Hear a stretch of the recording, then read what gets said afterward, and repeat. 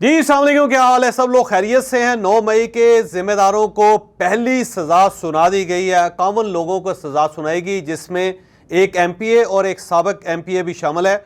ये पहला बैच है सज़ाओं का। क्या इसके बाद और लोग भी होंगे जिन्हें सज़ाएं सुनाई जाएंगी? ये हम आपको आज के वीलॉग में बताएंगे। और अलीमा खान साहबा अपने भाई इमरान खान साहब के साथ नाराज़ हो गई हैं। नाराज़गी की वजह बहुत दिलचस्प है, ये भी हम आपको आज के वीलॉग में बताएंगे।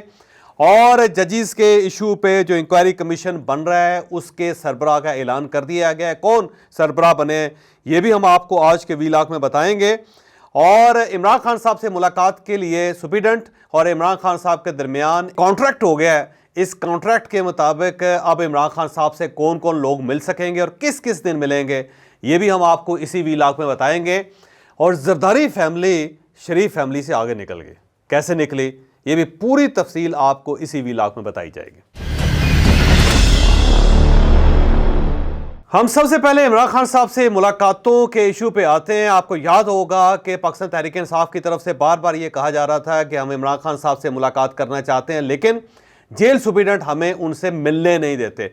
और ये इशू बाकायदा अदालतों के अंदर चल रहा था और इस्लामाबाद हाई कोर्ट के अंदर तो इसके ऊपर कई बार हेयरिंग हुई और जेल सुप्रीडेंट को बुला के पूछा गया कि आप इमरान खान साहब के साथियों को या इमरान खान साहब की पार्टी के लोगों को इमरान खान साहब से मुलाकात क्यों नहीं करने देते। तो उसके ऊपर बहुत सारी रेजर्वेशन थी सुप्रीडेंट की, बल्कि सुप्रीडेंट ने यह भी बताया कि सबसे ज़्यादा मुलाकातें इमरान खान साहब की अपने साथियों के साथ हुई है और जेल के अंदर जितनी कैपेसिटी है उसके मुताबिक देखा जाए तो सिर्फ इमरान खान को सबसे ज़्यादा फैसिलिटेट किया, बल्कि 1000 के करीब उन्होंने कहा जी मुलाकातें इमरान खान साहब की हुई।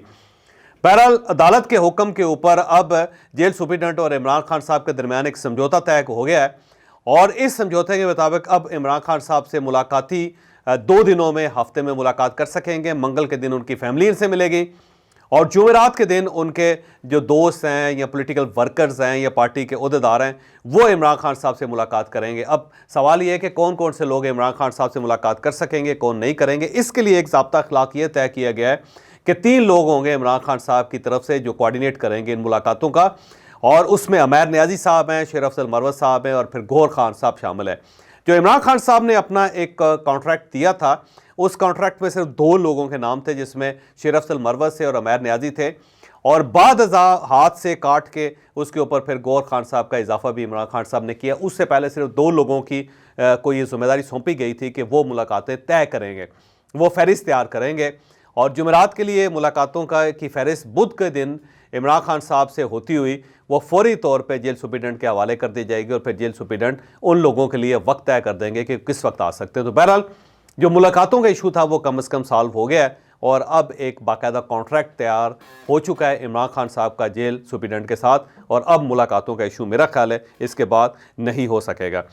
अलीमा खान साहबा की तरफ आते हैं। आपको याद होगा कि अलीमा खान साहबा के ऊपर बहुत एतराज़ कर रही थी पार्टी कि जी उन्होंने अपना एक अलग सेक्टर बना लिया हुआ है और उस सेक्शन के ज़रिए अब वो बराह रास्त पार्टी को इंस्ट्रक्शंस भी देती हैं, जिसमें एतराज़ ये किया जा रहा था कि सोशल मीडिया टीम्स जो हैं उन्हें बाकायदा अलीमा खान साहबा फ़ोन करके ये कहती हैं कि ये खबर चला दो, ये खबर ना चलाओ, इस खबर को बढ़ा दो, इस खबर को कम कर दो, और ये नैरेटिव जो है आपको डेवलप करना चाहिए और ये नहीं करना चाहिए। बल्कि उन्होंने पार्टी वर्कर्स को यह भी कह दिया था कि जब अदालतों के अंदर इमरान खान साहब का केस चल रहा हो तो मैक्सिमम लोग जो हैं वो अदालतों के अंदर पहुंचे, वर्कर्स उनके वहां पहुंचे अदालतों में।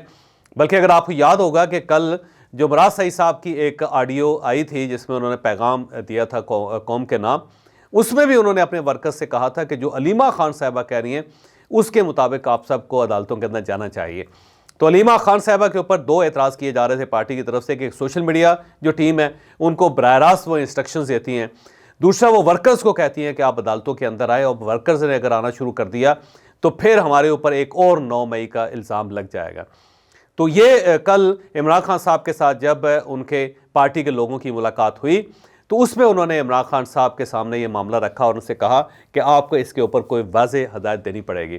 तो इमरान खान साहब ने एक मैसेज रिकॉर्ड करवाया, जो लिखवाया उन्होंने बल्कि, और कहा गया कि आप कोर कमेटी में बैठ के इस को बाकायदा अनाउंस कर दें मेरी तरफ से। फिर कोर कमेटी का इजलास जब कल हुआ तो उसके अंदर गौहर खान साहब ने और कुछ और लोगों ने जो इमरान खान साहब से मुलाकात करके आए थे उन्होंने बाकायदा इमरान खान का मैसेज पढ़ा और उसके अंदर उन्होंने इमरान खान साहब ने इंस्ट्रक्शन दी थी कि आइंदा अलीमा खान साहबा की कोई इंस्ट्रक्शन जो है वो पार्टी का कोई फ़र्द उसको कैरी नहीं करेगा और अलीमा खान साहबा को बता दिया जाए कि वो पार्टी के मामले में इंटरवेंशन न करें।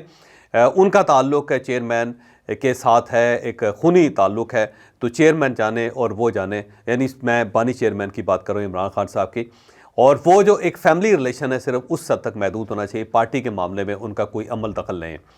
जब ये खबर सोशल मीडिया के ऊपर आई तो अलीमा खान साहबा को बड़ा बुरा लगा। उनका एतराज़ ये था कि अगर इमरान खान साहब को कुछ कहना ही था तो मैं तो हर हफ्ते उनके साथ मुलाकात करती हूँ, तो उन्हें मेरे साथ ज़ाती तौर पे कहना चाहिए था। उन्हें इस तरह पार्टी की कोर कमेटी में मुझे डिस्कस नहीं करना चाहिए था और कोर कमेटी के लिए उन्हें कोई इंस्ट्रक्शन जारी नहीं करनी चाहिए थी, क्योंकि इससे मेरी बेइज्जती हुई है। तो अब उन्होंने अपने दोस्तों से, अपने रिश्तेदारों से ये बात की कि इमरान खान साहब को क्या हो गया है, वो इस किस्म की हदायत क्यों दे रहे हैं जिससे मेरी बेइज्जती हो रही है। तो उनकी तरफ से एक नाराज़गी का इजहार किया गया है। अब इमरान खान साहब के साथ जब उनकी मुलाकात होगी तो मुझे यूँ लगता है कि वहाँ पे ये पॉइंट उठाएंगे। अब हम आते हैं मियाँ नवाज शरीफ साहब और जरदारी साहब की फैमिली की तरफ। कल आसफा भुट्टो जो हैं वो MNA इलेक्ट हो गई NA 207 से, और उसके बाद फिर जो जरदारी फैमिली है वो शरीफ फैमिली से आगे निकल गई। अगर हम थोड़ा सा आपके सामने चार्ट रखें तो आसफ अली जरदारी साहब की फैमिली के तकरीबन 6 लोग हैं जो इस वक्त असम्बलियों का हिस्सा हैं। सबसे पहले आसफ अली जरदारी साहब हैं, वो पहले कौमी असम्बली का रुकन बने लेकिन उसके बाद वो सदर बन गए, तो आसफ अली जरदारी साहब सदर बन गए। बिलावल भुट्टो जो हैं वो कौमी असम्बली का हिस्सा हैं, वो MNA। फिर उसके साथ साथ आसफ अली जरदारी साहब के बहनोई हैं मनवर तालपुर साहब, वो MP हैं। फिर आसफ अली जरदारी साहब की 2 बहनें जो हैं वो भी ज़ाहिर MP हैं, और उसके साथ साथ आसफा भुट्टो भी अब MNA बन चुकी है। तो 6 जरदारी फैमिली के लोग इस वक्त असम्बलियों के अंदर मौजूद हैं। इनके मुकाबले में मियाँ नवाज शरीफ साहब के 4 लोग मौजूद हैं। मियाँ नवाज शरीफ साहब हैं, मियाँ शहबाज शरीफ साहब हैं, मरियम नवाज साहब हैं और हमजा शहबाज साहब हैं। तो अगर देखा जाए तो जरदारी फैमिली शरीफ फैमिली के ऊपर सबकत ले गई है, और उनके ज़्यादा लोग जो हैं कौमी असम्बली में। और बल्कि मुझे अब वो फ़िक्रा याद आ रहा है जिसमें नुसरत भुट्टो ने कहा था कि जो भुट्टोज़ हैं वो हमेशा रूल करने के लिए पैदा होते हैं, यानी वो गवर्न करने के लिए, यानी वो हुक्मरानी करने के लिए पैदा होते हैं। तो अब ज़ाहिर है भुट्टो फैमिली या जरदारी फैमिली जो है वो हर जगह पे मौजूद है और वो लीड लेती हुई नज़र आती है। और यही वो एतराज़ है जो इमरान खान साहब इन पार्टियों के बारे में करते होते थे कि ये कभी भी अपने ख़ानदान से बाहर निकल के नहीं सोचते। तो अब आसफ अली जरदारी और मियाँ नवाज शरीफ साहब दोनों ने साबित कर दिया है कि इमरान खान की बात दुरुस्त थी, क्योंकि जहाँ इक़्तिदार पे बैठाने की बारी आती है तो उसमें सिर्फ मरियम नवाज़ पंजाब की चीफ मिनिस्टर बन सकती हैं, या हमजा शहबाज साहब बन सकते हैं, या मियाँ शहबाज शरीफ साहब बन सकते हैं, और अगर प्राइम मिनिस्टर बनाना हो तो वो भी ज़ाहिर है मियाँ शहबाज शरीफ साहब ही बनेंगे, 2-2 बार बनेंगे। वो परफॉर्म कर सकें या ना करें, लेकिन बहरहाल कुर्सी उन्हीं के पास होगी। और अगर कोई अहम तरीन वजारत देनी होगी तो इसहाक डार साहब को मिलेगी।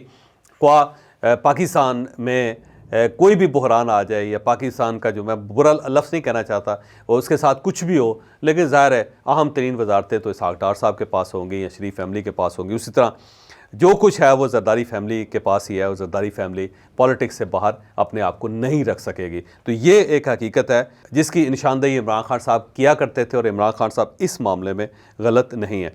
अब हम आते हैं जजेज़ के इशू की तरफ। आपको याद होगा कि 6 जजेस ने ख़त लिखा और उसके बाद पाकिस्तान के अंदर एक बहरान पैदा हो गया।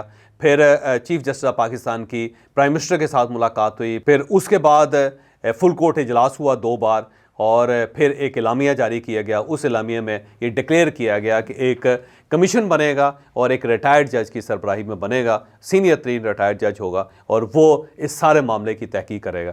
तो आज कैबिनेट का इजलास था, उस काबीना के इजलास में ये फ़ैसला हुआ कि वो जो कमीशन बन रहा है उसकी सरबराही तसद्दुक़ हुसैन जिलानी साहब करेंगे।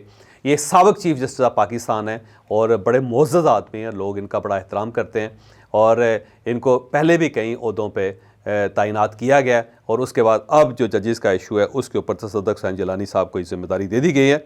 आखिरी इतलात के मुताबिक तसद्दुक़ हुसैन जिलानी साहब इस जिम्मेदारी के लिए तैयार हैं। अब देखना ये है कि क्या वो इसके ऊपर एक जल्दी रिपोर्ट बना सकते हैं या नहीं, और वो रिपोर्ट कितनी वाज़ेह होती है। आज सबसे बड़ी जो खबर है वो 9 मई के ज़िम्मेदारों को सज़ा सुना दी गई है। 51 लोगों को सज़ा सुनाई गई है, और इसमें ये 29 मार्च को ये सज़ा दी गई। और आपको याद होगा कि ये वो लोग थे जिन्होंने गुजरांवाला में कंटोनमेंट के ऊपर अटैक किया था 9 मई को। 10 मई को इनके खिलाफ गुजरांवाला के अंदर ही FIR दर्ज हुई, और उसके बाद इनकी गिरफ्तारियों का सिलसिला शुरू हो गया। गुजरांवाला में 400 लोगों के ऊपर पर्चा हुआ था, जिनमें से 51 लोग गिरफ्तार हुए थे और फिर उनको गिरफ्तार करके अब गुजरांवाला जेल के अंदर उनका ट्रायल हुआ और ये इंसदाद दहशतगर्दी की अदालत जो है उसने ये ट्रायल किया। उनकी जज है निताशा नदीम सुपरा और उन्होंने आज हेयरिंग की। उनमें से 51 लोग जो थे उन सबको 5-5 साल कैद की सज़ा सुना दी गई है। इसमें एक MPA जिनका ताल्लुक़ पाकिस्तान तहरीक इंसाफ के साथ है, कलीमुल्ला, उनको सज़ा भी हो गई है और ये PP 60 से MP हैं। उनके साथ एक साबिक MPA शेर महर साहब, उनको भी सज़ा हो गई है और इसके अलावा बहुत से नोटेबल हैं जो पाकिस्तान तहरीक इंसाफ के साथ इनका ताल्लुक़ है। ये पहला फ़ैसला आया है 9 मई के बाद और इस फ़ैसले ने नया रास्ता खोल दिया। अब आपको धड़ाधड़ फ़ैसले होते हुए नज़र आएंगे। याद रखिएगा कि ये जो फ़ैसला है, इस फ़ैसले का जो मिलिट्री कोर्ट्स के फ़ैसले उनके साथ कोई ताल्लुक़ नहीं। मिलिट्री कोर्ट्स में 105 लोग इस वक्त ज़ेरे समात हैं और वो ज़ाहिर फ़ौज की गिरफ्त में भी हैं। उनके केसेस इनसे बिल्कुल मुख्तलिफ हैं और ये वो केसेस हैं जो इंसदाद दहशतगर्दी की अदालत में चलाए गए थे। अब उनमें से 51 लोगों को सज़ा हो चुकी है और मेरी इंफॉर्मेशन ये है कि ईद से पहले इस टाइप के और मुलज़म भी सामने आएंगे जिनको सज़ा दी जा सकेगी। अलबत्ता इन सब मुजरमों के पास एक अपील का इख्तियार है कि ये अपील कर सकते हैं इस फ़ैसले के ख़िलाफ़। तफसीली फ़ैसला बहरहाल अभी आना बाकी है।